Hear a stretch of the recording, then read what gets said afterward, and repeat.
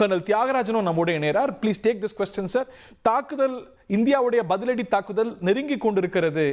It's very close from now அப்படிங்கிறதுக்கான சமிஞை அது.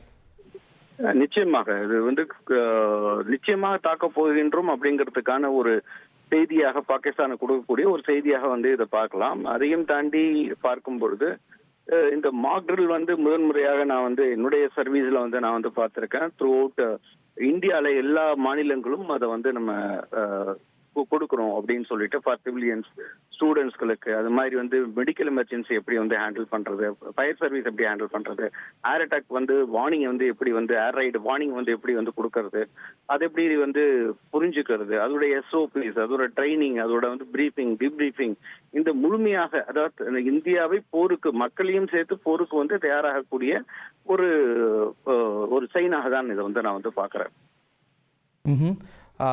பாகிஸ்தான் மீதான தாக்குதலுக்கான நேரம் நெருங்கிட்டு இருக்கு அப்படிங்கறத நம்ம உணரணுமா இதன் மூலம்? நிச்சயமாக உணர்கின்றது, உணர முடியும்.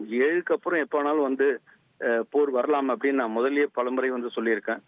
7ஆம் தேதிக்கு அப்புறம் நிச்சயமாக போர் வரும். லிமிட்டட் ஒரு போராக உண்டாகி அது ஃபர்தர் எப்படி எஸ்கலேஷன் லேடர் அப்படின்னு சொல்லுவோம், எப்படி பாகிஸ்தான் அதை ஃபர்தர் கொண்டு போறாங்களோ அதுக்கேற்ற மாதிரி பதிலடி கொடுத்துட்டு போவோம். அந்த எஸ்கலேஷன் எந்த அளவுக்கு போகும் அப்படிங்கிறது பாகிஸ்தானுடைய எதிர் தாக்குதலை பொறுத்து இருக்கும் அப்படிங்கிறது தான் இதனுடைய மிக தெளிவான கருத்தாக இருக்கின்றது.